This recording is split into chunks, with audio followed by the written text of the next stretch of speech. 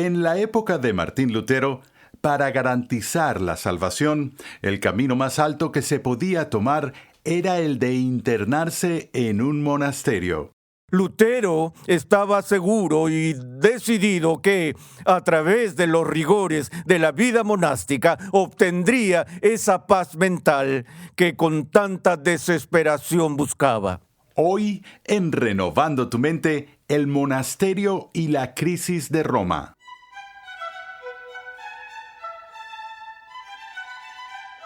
Gracias por escuchar Renovando tu Mente mientras continuamos con la serie del Dr. R.C. Sproul, Lutero y la Reforma. A través de 10 lecciones, el Dr. Sproul ofrece una introducción completa a la vida y el pensamiento de Martín Lutero. Con la mirada puesta en las lecciones que podemos aprender hoy en día, R.C. Sproul recorre los principales acontecimientos de la vida de Lutero y explora el Evangelio recuperado por Lutero y los demás reformadores protestantes. La palabra santo se utiliza a menudo en la cultura contemporánea. Algunos aplican el término a ideas o elementos arcaicos o sagrados de civilizaciones pasadas, mientras que otros lo combinan con un sustantivo para utilizarlo como expresión improvisada de temor o asombro. Por desgracia, el uso frívolo de este modificador no valora el uso adecuado de la expresión, la cual es solo para el Dios vivo y verdadero y por extensión para aquellas personas y cosas que Él santifica. Estas son santas. Martín Lutero comprendió este principio con astucia. Pasemos una vez más al salón de clases a escuchar al Dr. R.C. Sproul mientras expone la incapacidad de Lutero para reconciliar su culpa con la santidad de Dios a través de las tradiciones y prácticas de la Iglesia romana. Continuamos ahora con nuestro estudio de Lutero y la Reforma Protestante del siglo XVI. En un libro que escribí hace varios años, titulado La Santidad de Dios, dediqué un capítulo completo en el libro que llamé La demencia de Lutero. La razón por la que elegí ese título para el capítulo fue que en el siglo XX estaba algo de moda entre los estudiosos examinar a lo lejos la personalidad y el comportamiento de Lutero, y algunos de los que estaban involucrados en el campo de la psicología y el psicoanálisis decidieron ejercer su oficio durante un periodo de 4 siglos y medio. Volvieron a revisar en el registro de la vida de Lutero para ver si este hombre era neurótico o si iba más hacia el ámbito de lo psicótico, porque uno se hace la pregunta, ¿cómo podría un hombre en una ciudad recóndita de Alemania enfrentarse él solo a toda la Iglesia Católica Romana, enfrentarse él solo a todo el Santo Imperio Romano y desafiar a todas estas grandes autoridades sin someterse? ¿Qué lo impulsó con tanta pasión? También al leer el registro de la vida de Lutero y los escritos que provenían de su pluma, que eran voluminosos, por supuesto, uno nota muy temprano en el estudio de Lutero el uso frecuente del lenguaje desmedido, que incluso en ese tiempo el lenguaje polémico y los ataques mordaces contra el enemigo eran comunes. Lutero era experto en esas formas particulares de debate. Lo mejor que hizo con respecto a quienes no estaban de acuerdo con él es que los llamó perros, y cuando escribía algo y veía la reacción escandalosa de la iglesia, él decía, los perros están empezando a ladrar. Y ese fue uno de los lenguajes más suaves que Lutero usó en el debate y las discusiones. Pero había otros aspectos de su vida en lo que los psicólogos se centraron. De nuevo, les menciono la preocupación que él tenía con la culpa durante sus días en el monasterio. Nada de lo que podía hacer parecía darle paz mental o tranquilidad de conciencia. Como dije, él pasaba largos periodos de tiempo en el confesionario. Cuando eso no funcionaba, él volvía a su celda y luego se desesperaba, ya que después de haber pasado 2 horas confesando sus pecados al padre confesor y obtenido la absolución, volvía a su celda y de repente recordaba un pecado que había cometido durante las últimas 24 horas que había olvidado confesar.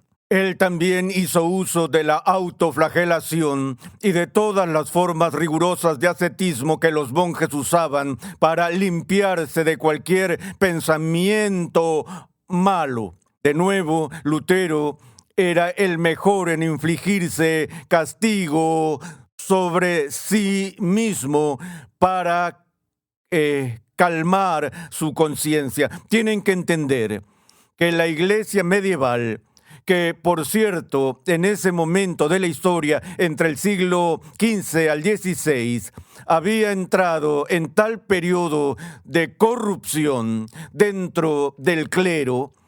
Eso está bien documentado, que incluso la Iglesia Católica Romana reconoce claramente que ese fue el peor momento, el nadir del comportamiento moral del clero e incluso también del papado en la historia de la Iglesia. Esa fue la era de los Medici y los papas Borgia, quienes fueron un escándalo en todos los sentidos.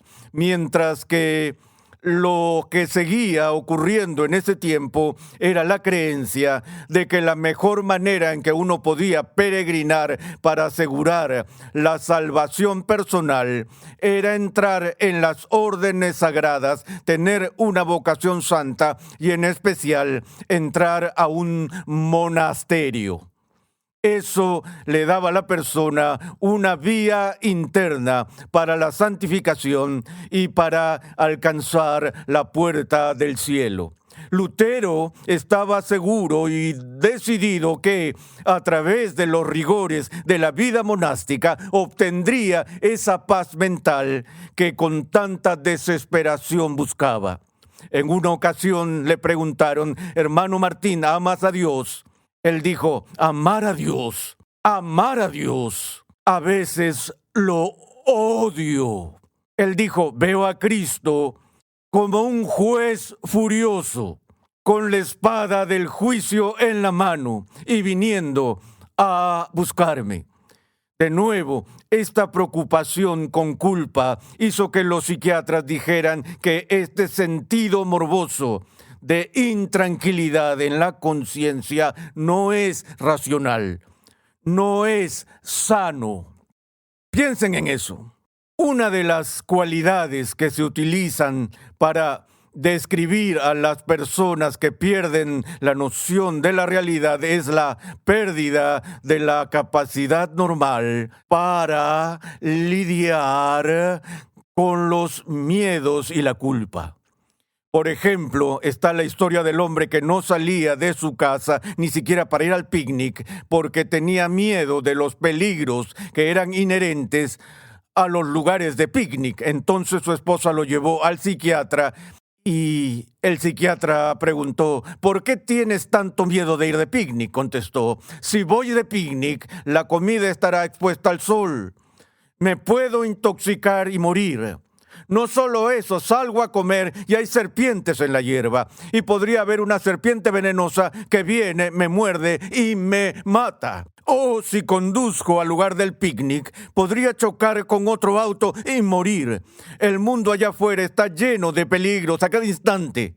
Bueno, ¿qué podría decir el psiquiatra? ¿No hay peligro en viajar en auto? Por supuesto hay peligro al viajar en auto. ¿No hay peligro de intoxicación? Por supuesto que hay peligro de intoxicarse. ¿No hay peligro de ser mordido por una serpiente venenosa? Pregúntenle a la dama de la tercera fila que se está recuperando de una mordedura de serpiente venenosa. Entonces, esos peligros son reales. Pero ¿quién evita los picnics por eso? Tenemos estos mecanismos de defensa incorporados en nuestras mentes para protegernos de los peligros claros y evidentes que hay en todas partes. Y una persona puede tener una evaluación precisa del peligro real y aún así estar loco porque ha perdido el uso normal de los mecanismos de defensa. Ahora aplica eso al tema de la culpa. Lutero era un hombre culpable. Él entendió la ley de Dios como quizás ningún cristiano antes que él, a excepción del apóstol Pablo. Conocía el castigo, la severidad por quebrantar la ley de Dios y sabía que su alma estaba expuesta al tormento potencial de la condenación eterna. La mayoría de las personas racionalizan su culpa. La mayoría niega la culpa. La persona normal tiene un mecanismo de defensa normal para escapar a cualquier pensamiento sobre el juicio de Dios. Nunca deja de sorprenderme cuántos millones y millones de personas pasan toda su vida sin pensar nunca en lo que va a ocurrirles cuando estén ante un Dios santo y tengan que dar cuentas de cada palabra ociosa que hayan dicho. Lutero tomaba esas enseñanzas de la Sagrada Escritura muy en serio. Y como mencioné, la ley de Dios lo aterraba. Así que la pregunta es, ¿estaba loco? Se ha dicho que hay una línea delgada entre la genialidad y la locura. Y creo que cuando leo a Lutero, veo que Lutero oscilaba de un lado a otro de esa línea a lo largo de toda su vida. Fue víctima, en muchos sentidos, de su propia genialidad y percepción. Hubo un par de momentos importantes de crisis en su vida que refuerzan este diagnóstico de que era un hombre desequilibrado y tal vez psicótico. El primero ocurrió cuando iba a dar y celebrar su primera misa como monje ordenado. Ahora, entre el momento de su entrada al monasterio como novicio y la celebración de su primera misa, él logró enmendar la relación con su padre. Estoy seguro de que Margarita, su madre, intercedió ante su marido para no ser tan duro con su hijo rebelde que eligió la vida religiosa por sobre la vida próspera del derecho. Entonces, Hans Lutero, en lugar de presumir ante sus socios del mundo de los negocios sobre mi hijo, el abogado, ahora iba a decir, mi hijo, el sacerdote ordenado. Y el día en que Lutero estaba programado para celebrar su primera misa, Hans Lutero dio invitaciones personales a sus socios comerciales más cercanos del mundo minero en el que se desempeñaba.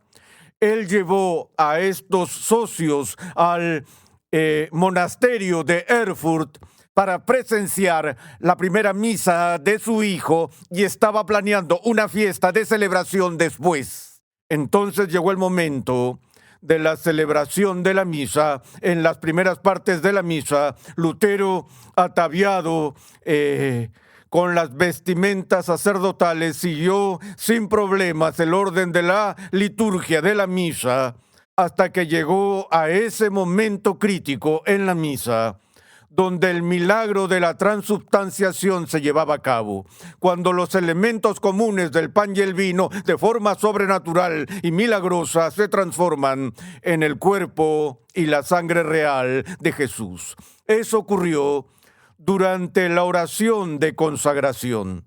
Y este fue uno de los poderes conferidos al sacerdote en la ordenación. Ahora tiene el poder de rezar la plegaria que Dios escucha para que se produzca este milagro asombroso. Entonces, en el momento de la misa en que debía decir la oración de consagración, Lutero abrió la boca para decir las palabras y no salió nada. Se quedó congelado en el altar, petrificado, con gotas de sudor en la frente, un temblor visible en el cuerpo, los labios tiritando, pero simplemente fue incapaz de pronunciar las palabras. En medio de este momento vergonzoso, uno de los otros sacerdotes se puso de pie, rezó la oración en lugar de Lutero y permitió que la misa continuara. Bueno, Hans Lutero estaba fuera de sí. Había ido a presumir de su hijo, el sacerdote, y su hijo había fracasado miserablemente en su hora más sagrada, para el disgusto absoluto y la vergüenza de su padre. Después Hans llevó a Martín a un lado para una pequeña conversación. ¿Qué pasó ahí dentro? ¿Qué es lo que pasa contigo? ¿Crees que tienes la vocación? ¿Crees que Dios te ha llamado a ser sacerdote? Tal vez has tenido una aparición del diablo que has confundido con el llamado al sacerdocio. Lutero contestó, ¿no entiendes? Tenía el cuerpo y la sangre de Jesucristo en las manos. ¿Cómo puedo yo, que soy un pecador, manipular estas cosas sagradas? ¿Cómo puedo hablar con normalidad en la presencia de tal maravilla y prodigio? Ven, allí estaba el problema. No era que Lutero estuviera loco. De verdad creía eso. Realmente creía que el Señor Jesucristo estaba allí.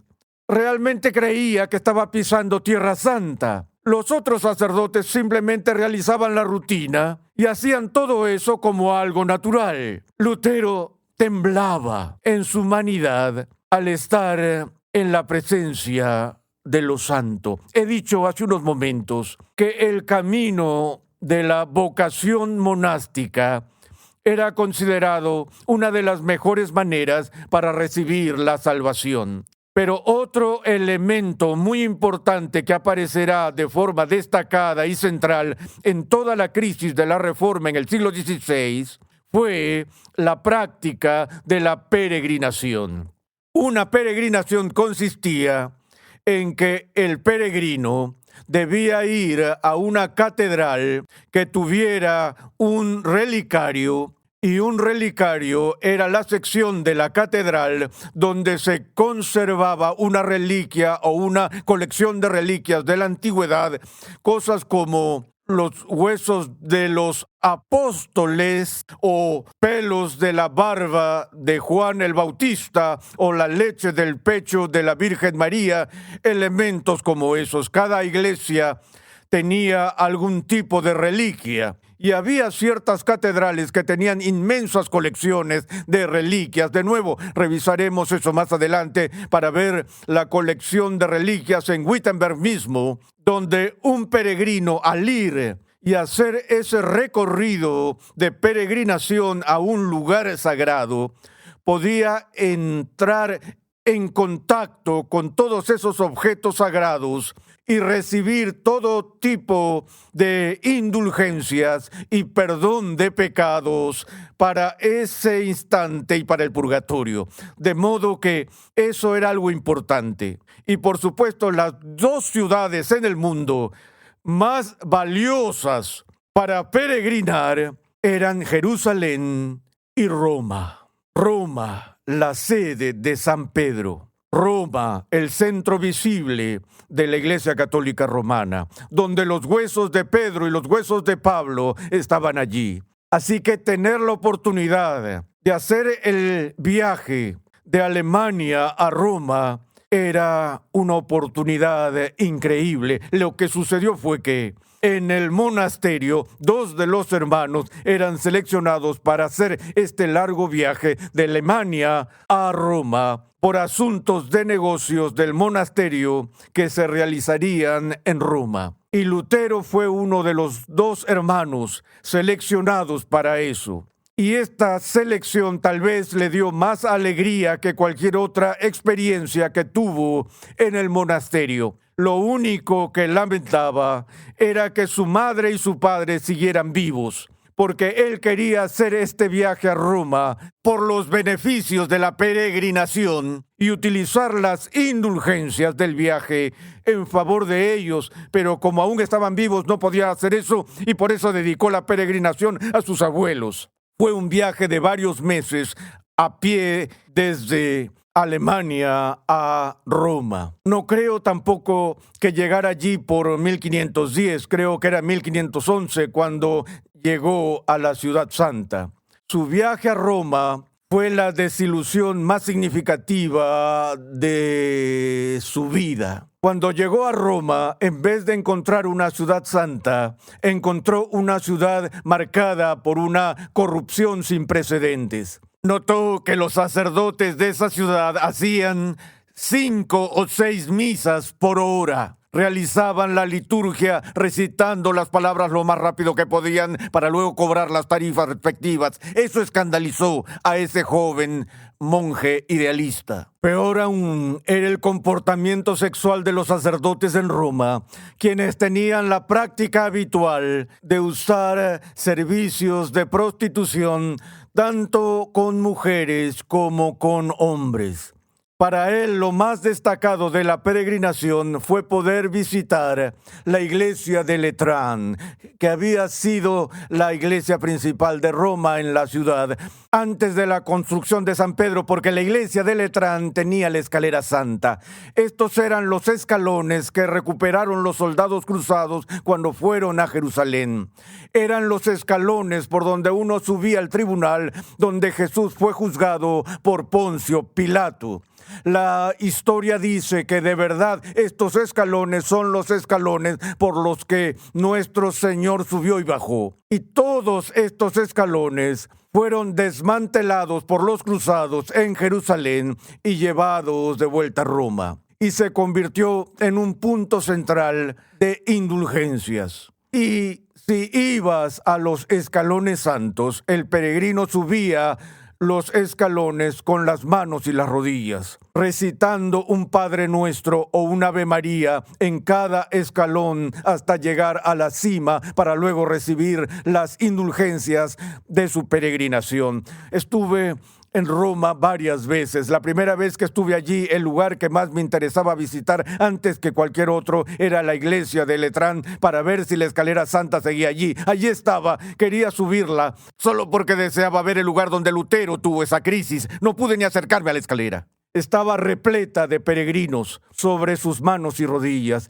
y en un cartel grande junto a las escaleras se explicaba cuántas indulgencias quedaban disponibles, así que esto sigue vigente. El asunto es que Lutero siguió el proceso de subir los escalones de rodillas, besando cada peldaño, rezando el rosario. Cuando llegó a la cima, se puso de pie y dijo en voz alta, sin dirigirse a nadie en particular: ¿quién sabe si esto es cierto? La duda que brotó en su corazón y que atravesó su alma ese día no se aliviaría para nada hasta la llegada de otra crisis que tuvo 5 años después.